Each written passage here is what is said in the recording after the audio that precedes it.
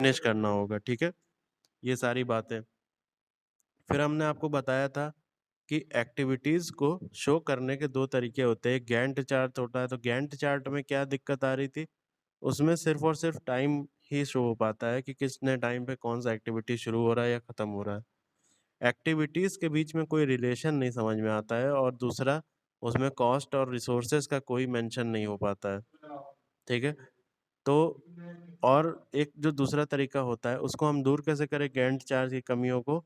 तो उसको हम दूर करेंगे नेटवर्किंग द्वारा। अगर हम नेटवर्किंग द्वारा किसी एक्टिविटीज़ को दिखाएँ, ठीक है? तो हम वो सारी कमियों को दूर कर सकते हैं क्योंकि नेटवर्किंग में हमको साफ-साफ नज़र आएगा कि कौन सी एक्टिविटी कब शुरू हो रही है, कब खत्म हो रही है और किस एक्टिविटी का किस पे डिपेंडेंस है, ठीक है? ये सारी बातें हमने कल किया था। अभी मैं आपको दिखाता हूँ। एक्टिविटी डायग्राम जो मैं कल समझा रहा था। तो सबसे पहले प्रोजेक्ट शेड्यूलिंग का क्या ऑब्जेक्टिव है, ये मैंने आपको बताया ही था कल के लेक्चर में, ठीक है? फिर प्रोजेक्ट का क्या मतलब है, ये सब बताया था। ये सारी ज़्यादा मतलब आपको सिर्फ़ पता होनी चाहिए, एग्ज़ाम में पूछा नहीं जाएगा। फिर भी आपको एक आइडिया होना चाहिए आप क्या कर रहे हो। Why network diagram network diagram के हम क्यों यूज़ कर रहे हैं? हम क्यों यूज़ कर रहे हैं, तो यहाँ पर देखिए ये लॉजिक लिखा हुआ है। क्योंकि ये क्या करता है, ये जो होता है ना पूरे प्रोजेक्ट को, ये जो आपकी डिसीज़न मेकिंग प्रोसेस है, इसको छोटे-छोटे एक्टिविटीज़ में तोड़ देता है। तो आप हर एक एक्टिविटी को सेपरेटली मॉनिटर कर सकते हो और ये तय कर सकते हो कि ये सारी एक्टिविटीज़ एक तय की हुई डेडलाइन में फिनिश हो जाए, तय हुए कॉस्ट में कंप्लीट हो जाए और तय प्रोसेस में ये निपट जाए, ठीक है? तो इसमें आप नेटवर्किंग में आप साफ-साफ देखोगे, अभी मैं आपको दिखाऊँगा कि ऐसा आपको एक नेटवर्क में एक्टिविटीज़ का इंटर रिलेशन नज़र आता है, ठीक है? फिर देखिए मेथड लॉजिक क्या मतलब हुआ, वो मैं आपको बता रहा हूँ, ठीक है?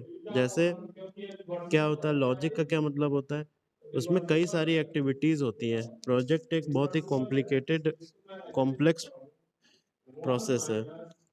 उसको हमने क्या किया, बहुत सारे एक्टिविटीज़ में जब तोड़ा, तो उसमें कई-कई एक्टिविटीज़ इन्वॉल्व होती हैं। कुछ एक्टिविटीज़ डिपेंडेंट होती हैं एक-दूसरे पे, मतलब कि एक एक्टिविटी तभी शुरू हो सकती है जब कोई एक्टिविटी खत्म हो। जैसे हो सकता है कि जो बी एक्टिविटी है, वो ए एक्टिविटी के खत्म होने पर डिपेंड कर रही है। मतलब बी एक्टिविटी आप तब तक शुरू नहीं कर सकते, जब तक आप ए एक्टिविटी को खत्म नहीं कर देते। ऐसा हो सकता है।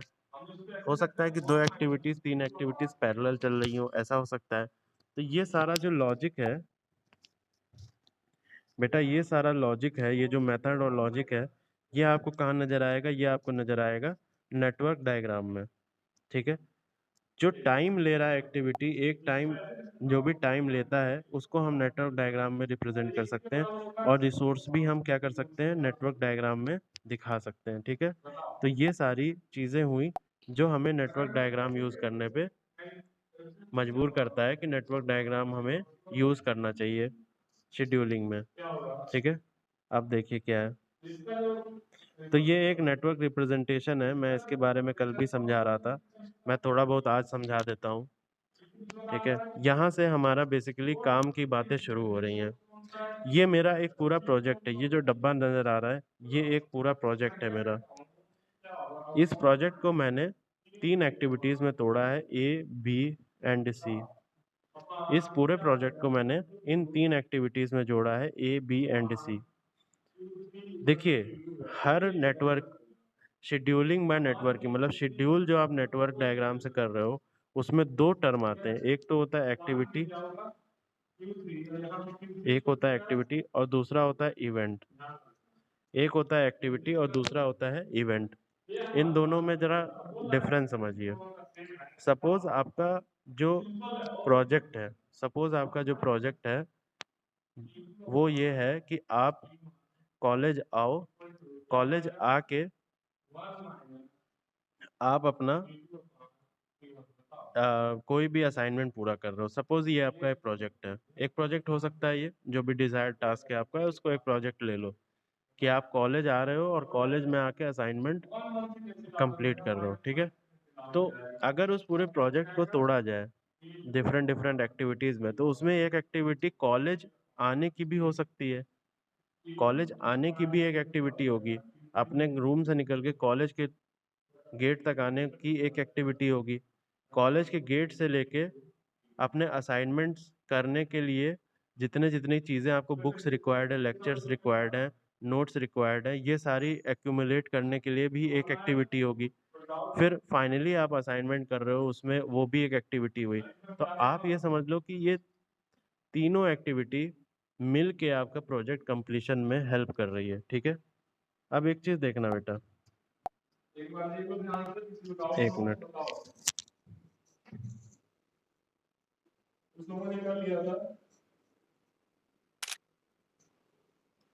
ठीक है,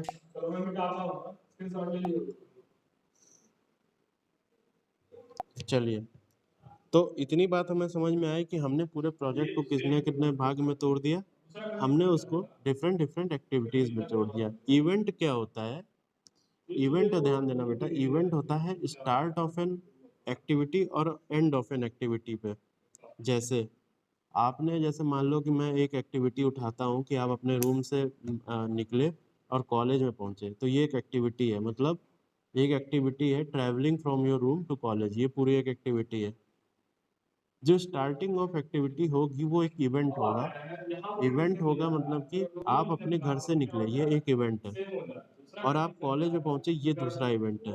इन दोनों इवेंट के बीच में बेटा एक्टिविटी चली है, एक्टिविटी का कंप्लीशन हुआ है। इसका मतलब जब आप कॉलेज कॉलेज के लिए घर से निकले हो, तो वो एक इवेंट हुआ, और कॉलेज पहुंचे हो तो वो एक इवेंट हुआ, और बीच में जो भी काम हुआ है वो एक एक्टिविटी हुई है। ठीक है, तो ये जो नोड है, इसको हम नोड कहते हैं बेटा। ये जो होता है नोड, इसको हम क्या कहते हैं? इसको हम कहते हैं नोड, इसको हम कहते हैं नोड।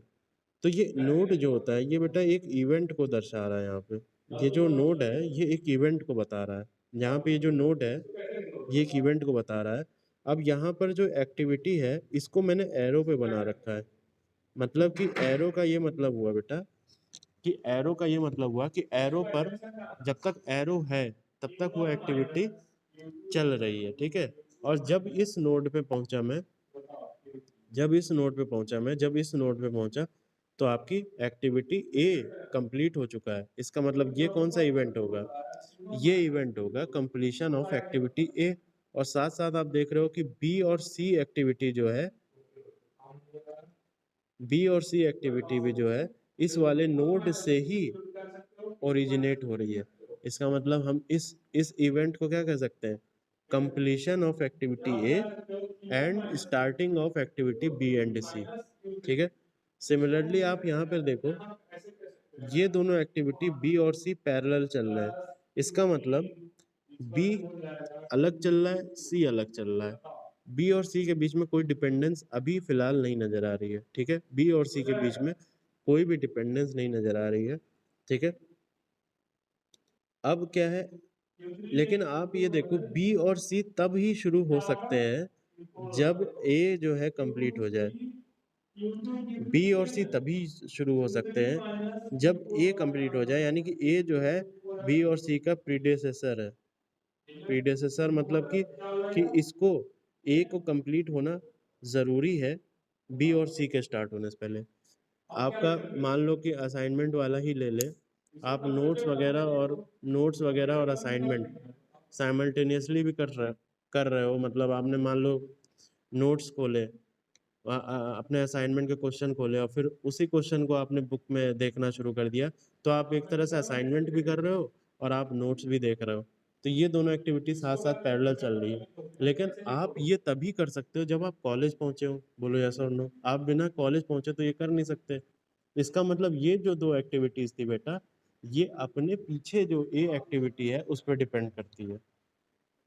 ए एक्टिविटी को किए बिना आप बी और सी को नहीं कर सकते, और अपना प्रोजेक्ट जो है वो कंप्लीट नहीं कर सकते। तो ये जो प्रेडिसेसर और सक्सेसर का खेल है, ये जो है दिख रहा है, ये आपको दिख रहा है आपको नेटवर्क डायग्राम में। ठीक है, एक एक्टिविटी में क्या होता है, टाइम कंज्यूम होता है, रिसोर्स कंज्यूम होता है। ठीक है, और कॉस्ट भी कंज्यूम होती है। भाई अगर एक्टिविटी कर रहे हो तो उसमें टाइम तो लगेगा ही लगेगा, सीधी सी बात है।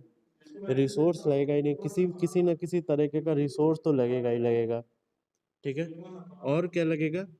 आपका मैन पावर या कॉस्ट लगेगी। ठीक है, कॉस्ट लगेगी आपकी, तो ए में कुछ ना कुछ आपका रिसोर्स वगैरह लगा।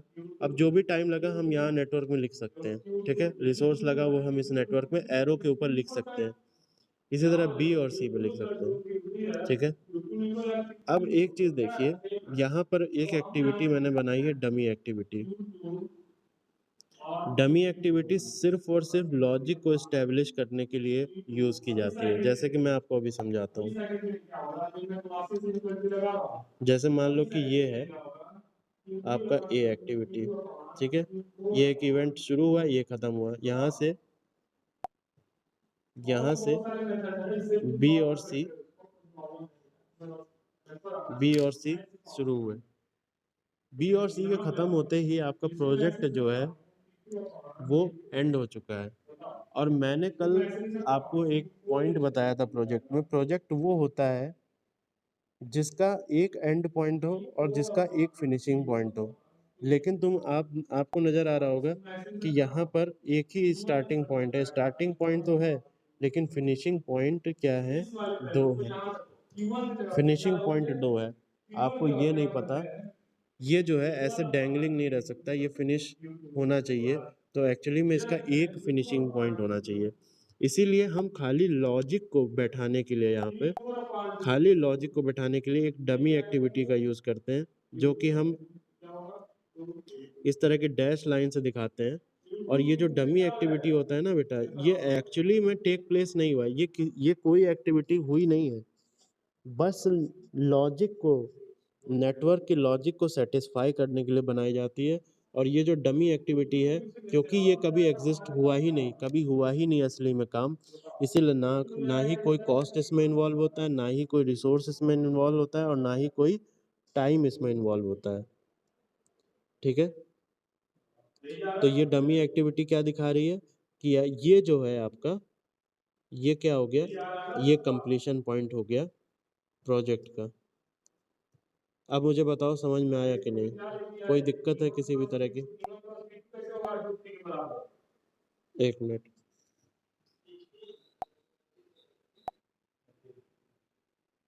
सर फिर तो सी के साइड एरो कर सकते हैं ना? देखो सुनो, एक फलकर्सन्स रूल होता है, उसके अकॉर्डिंग हमें करना होता है नंबरिंग, कि कौन से नोड को हम नंबर करेंगे पहले। आपने बिल्कुल सही कहा कि ये डमी एक्टिविटी जो है, डमी एक्टिविटी हमने इधर ही क्यों बनाई? हम इधर भी बना सकते हैं। हम डमी एक्टिविटी यहाँ भी बना सकते हैं। ठीक है, लॉजिक दिखाने के लिए कि हम फिनिशिंग यहाँ भी कर सकते हो, तो आप कर भी सकते हो, ऐसा कोई इशू नहीं है। आप ऐसे भी कर सकते हो और आप वैसे भी कर सकते हो, दोनों ही तरीके आप कर सकते हो। सभी को ये बात समझ में आ रही है? एक लॉजिक एस्टेब्लिश करना है तो आप ऐसे भी कर सकते हो। अरुण, अशरफ अंसारी, हरिमोहन, कल क्लास में नहीं आए थे आप लोग। नितांशु, पंकज कुमार क्लास में था कल। प्रभाकर वर्मा, शैलेंद्र कुमार, आप बताइए सभी को समझ में आया?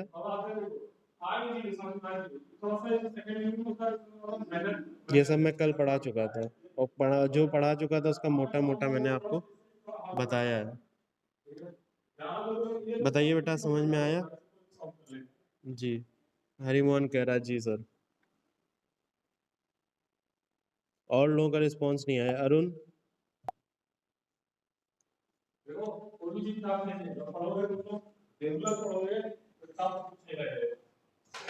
अरुण आगे बढ़े।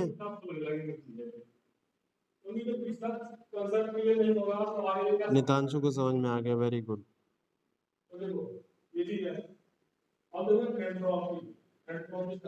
सभी को समझ में आ रहा है? अब देखिए, नेटवर्क बनाने के भी कुछ नियम होते हैं, उसको हम देखेंगे। नेटवर्क बनाने के कुछ नियम होते हैं। नेटवर्क हम समझ गए, नेटवर्क क्या होता है? ठीक है, मेरे हिसाब से सभी को समझ में आ गया होगा कि नेटवर्क क्या होता है। ठीक है, ठीक है।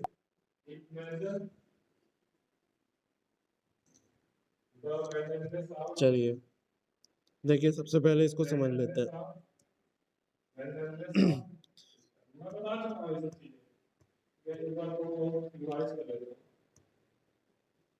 ये मैंने जो बनाया था वो मैंने वो क्या किया है उसको समझ लेते हैं। तो जो हेड था एरो का वो क्या, start of an activity and tail of the arrow represent its end. End मतलब आप स्टार्ट ऑफ एन एक्टिविटी को एक इवेंट भी कह सकते हो। तो जब स्टार्ट होती है एक्टिविटी तो इसका जो टेल है वो उसको स्टार्ट कहेंगे।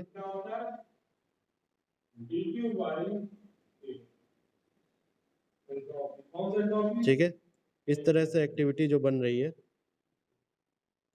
तो ये जो एरो पे एक्टिविटी है यहाँ पर मान लो ये है तो स्टार्ट हुआ यहाँ से एंड हुआ यहाँ से, यहाँ कुछ उल्टा लिखा हुआ है। ठीक है, ये सब देखने की जरूरत नहीं है, ये सब मैं समझा चुका हूँ आपको।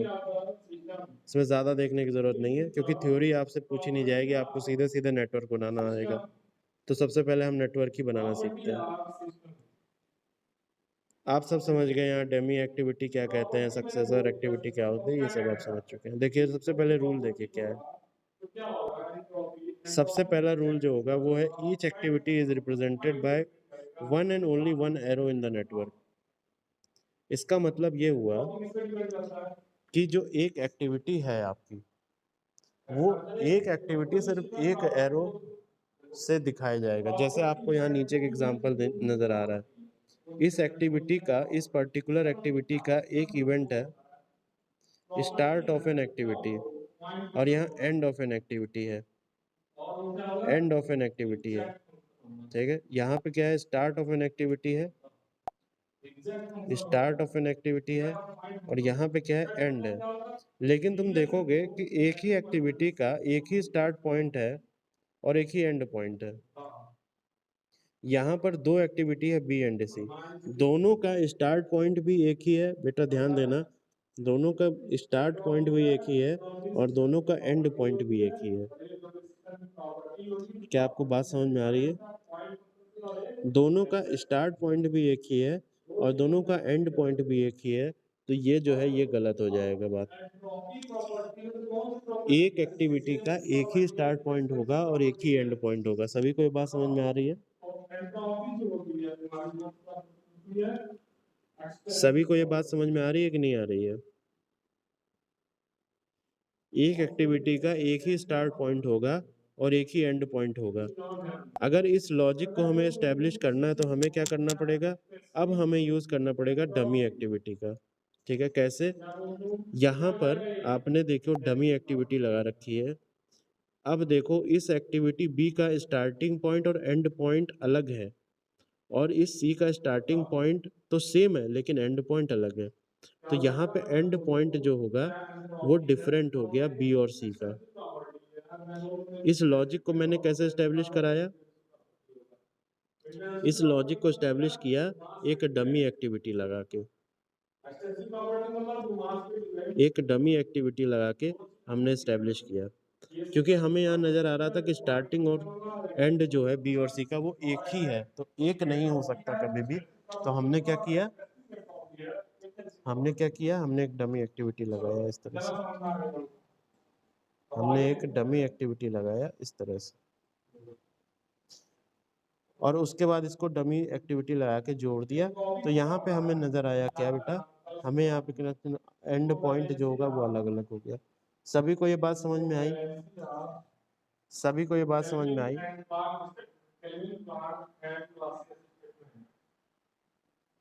मीन्स दो एक्टिविटी सेम पॉइंट से स्टार्ट हो सकती है मगर एंड पॉइंट, हाँ वेरी गुड, यही होगा मुनाफ। मतलब कि एक एक्टिविटी का दोनों एक नहीं हो सकता, मतलब एक से ज्यादा एक्टिविटी अगर है तो स्टार्टिंग और एंड पॉइंट एक नहीं हो सकते। एंड पॉइंट या तो एक हो सकता है या तो स्टार्ट पॉइंट एक होगा, लेकिन दोनों नहीं होगा। क्या बात समझ में आ गई आपको? अगर एंड पॉइंट सेम देखना चाहते हो तो इस वाली डमी एक्टिविटी को देखो दोस्त, इस वाली डमी एक्टिविटी को, इसका एंड पॉइंट और सी वाले का एंड पॉइंट देखोगे सेम है। इस डमी एक्टिविटी का एंड पॉइंट देखो ये है, और सी वाले का एंड पॉइंट देखो ये है। तो एंड पॉइंट भी सेम है, या तो एंड पॉइंट सेम हो या तो स्टार्टिंग पॉइंट सेम हो, लेकिन दोनों सेम नहीं हो सकता। क्यों नहीं हो सकता? क्योंकि each activity is represented by only one and one arrow in the network. अगर किसी एक्टिविटी का स्टार्ट पॉइंट भी वही है और एंड पॉइंट भी वही है, इसका मतलब कि वो एक्टिविटी एक ही हो गई। इसका मतलब लॉजिक से निकल के आएगा वो एक्टिविटी एक ही हो गई। और इसका मतलब अगर ऐसे करके मैं नेटवर्क को एक्सेप्ट कर लेता हूँ, तो मेरा बी और सी जो होगा वो एक ही एक्टिविटी को बेसिकली दर्शा रहा है, वो दिखा एक ही एक्टिविटी को रहा है। तो ये गलत हो जाएगा, इससे मिसकम्युनिकेशन जो भी नेटवर्क को देखेगा वो समझ नहीं पाएगा। लेकिन जब तुम ऐसे करके दिखाओगे, कौन आया?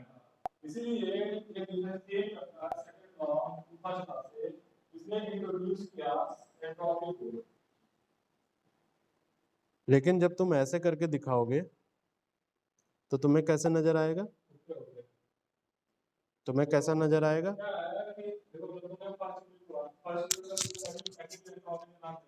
जब तुम ऐसे करके दिखाओगे तुमको ये जो बी वाली एक्टिविटी है ये अलग नजर आएगी और सी वाली एक्टिविटी अलग नजर आएगी।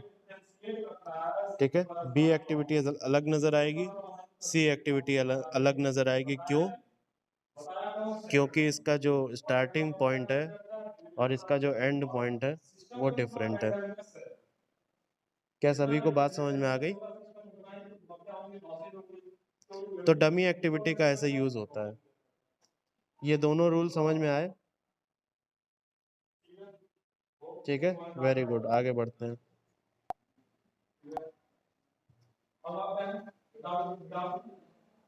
कोई कुछ कह रहा है, एक मिनट को।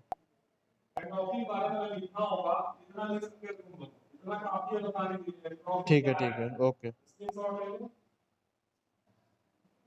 अब देखिए क्या है, रूल 3 देखिए, precedence relationship among all activities always be maintained. ठीक है, अब देखिए क्या है, ये जो डी एक्टिविटी नजर आ रहा है ना बेटा, ये डी एक्टिविटी जो है, ये डी एक्टिविटी तभी शुरू हो सकती है, देखो मेरी बात, ये डी एक्टिविटी जो है वो तभी शुरू हो सकती है जब बी एंड सी दोनों कंप्लीट हो जाए। डी एक्टिविटी तभी शुरू हो सकती है जब बी एंड सी दोनों कंप्लीट हो जाए। ठीक है, बी एंड सी दोनों कंप्लीट हो जाए, इसका मतलब B and C activity D का क्या हो गया? प्रीडिसेसर हो गया। इसका मतलब बी एंड सी क्या हो गया? एक्टिविटी डी का क्या हो गया बेटा? प्रीडिसेसर हो गया। मेरी बात समझ पा रहे हैं आप लोग?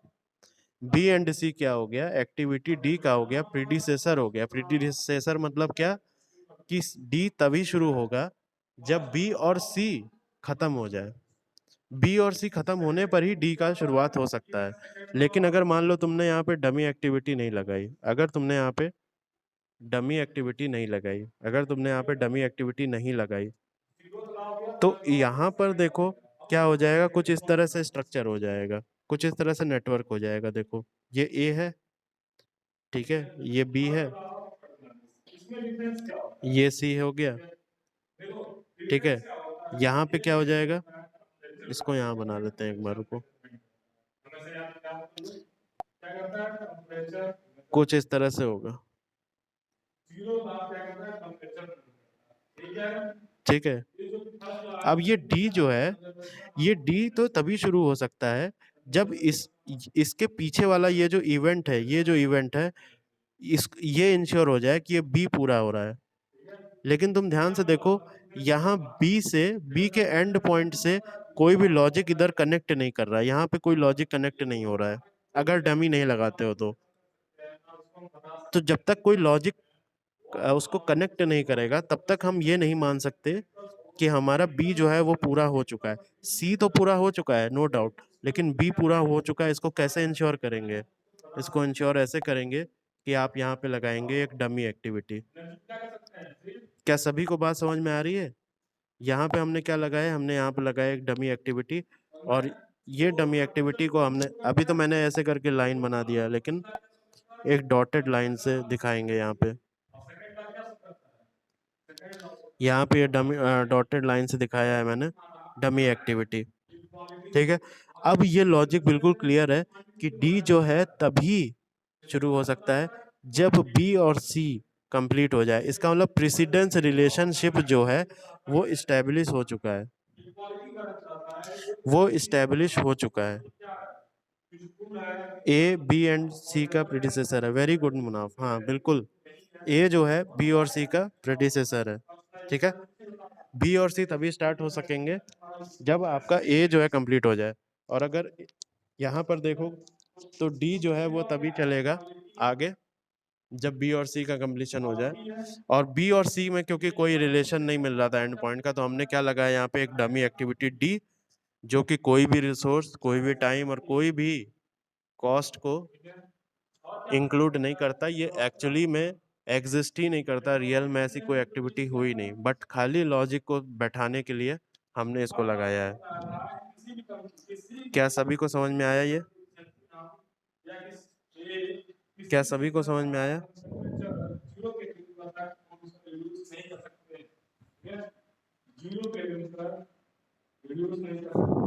ठीक है, अब देखिए चौथा रूल क्या बताता है। चौथा रूल सिंपली यही बताता है, चौथा रूल हमें क्या बताता है, चौथा रूल हमारा सिंपल यही रूल है कि चौथा रूल हमारा क्या है, चौथा रूल है कि हम जो है डमी एक्टिविटी का यूज जो है वो बार बार करने की जरूरत नहीं है।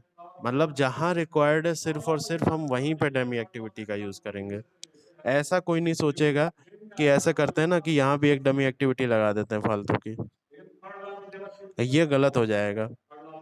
ठीक है, क्योंकि ऐसा दिमाग में आ सकता है ना कि डमी एक्टिविटी क्या है, ना ही कोई रिसोर्स को कंज्यूम कर रहा है, ना ही कोई आपका टाइम को कंज्यूम कर रहा है, ना ही कोई मैन पावर कॉस्ट लग रही है उसमें।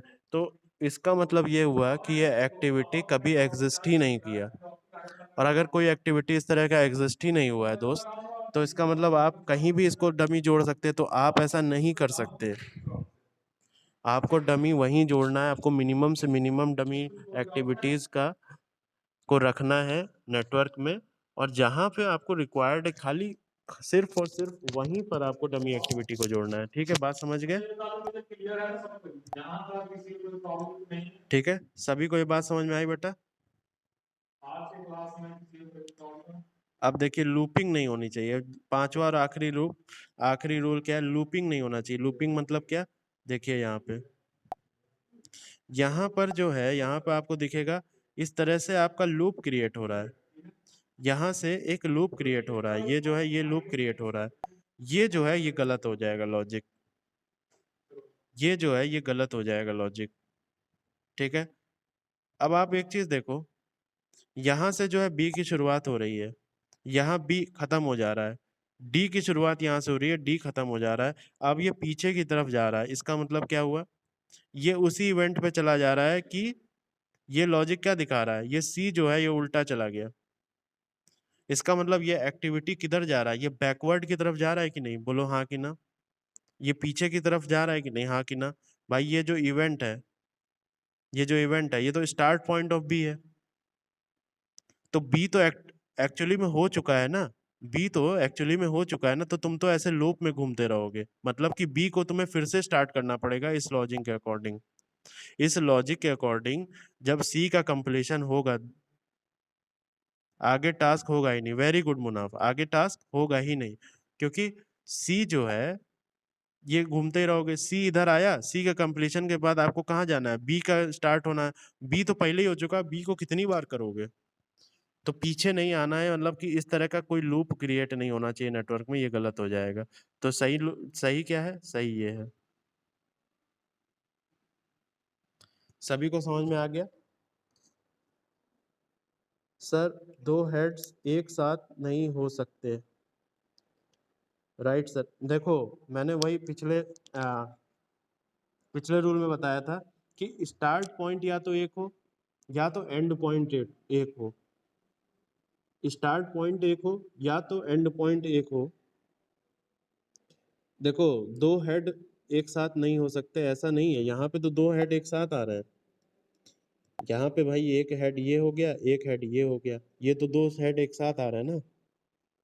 इस ये जो है एंड पॉइंट है डी और सी का, ये एक हो सकता है। स्टार्टिंग पॉइंट जो है बी और सी का, 2 एक्टिविटी का एक हो सकता है, लेकिन कभी भी 2 एक्टिविटी का एंड पॉइंट और स्टार्टिंग पॉइंट दोनों सेम नहीं हो सकता। क्या बात समझ में आ रही है? क्या मैं क्लियर हूँ? क्या मैं क्लियर हूँ? क्या लॉजिक समझ में आ रहा है?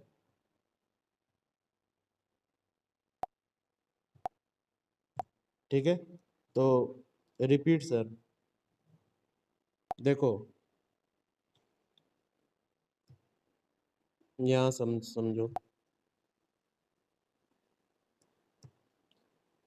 मान लो तुम्हारे पास कोई एक्टिविटी है यहाँ से, ठीक है, यहाँ से स्टार्ट हो रही है, स्टार्ट ऑफ एन एक्टिविटी एक ये इवेंट है। यहाँ से मैं गया, एक एक्टिविटी बनाया इस तरह से, ठीक है। अब कोई भी दूसरी एक्टिविटी बी, उसका स्टार्ट पॉइंट और एंड पॉइंट एक नहीं हो सकता। जैसे मैं इसको एक्टिविटी ए ले लूँ, इसका स्टार्टिंग पॉइंट और एंड पॉइंट एक है, तो ये जो बी एक्टिविटी है बेटा, इसका स्टार्टिंग पॉइंट और एंड पॉइंट देखो सेम हो गया, तो ये कभी नहीं हो सकता है। एक एक्टिविटी का एक ही एंड पॉइंट और स्टार्ट पॉइंट होगा।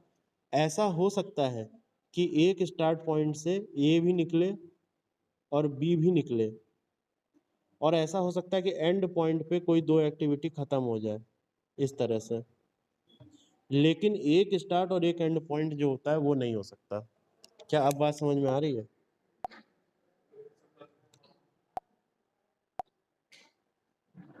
ठीक है, चलिए ठीक है, अब चलिए हम इस क्लास को यहीं एंड करते हैं, और क्योंकि ये 40 मिनट वाला ख़त्म हो रहा है कोटा हमारा, तो अब क्या करेंगे, नेक्स्ट क्लास में सभी लोग एक्टिविटी बनाना सीख ही गए हैं, कोई दिक्कत तो है नहीं किसी को मेरे हिसाब से।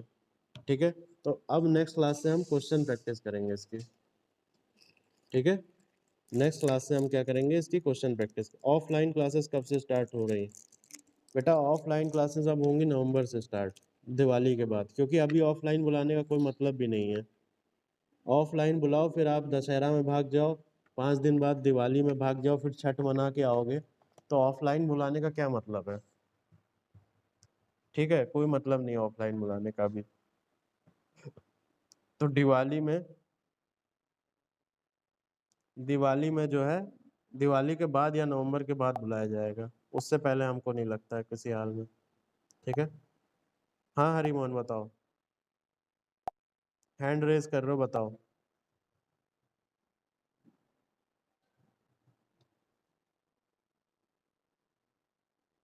बताओ बेटा।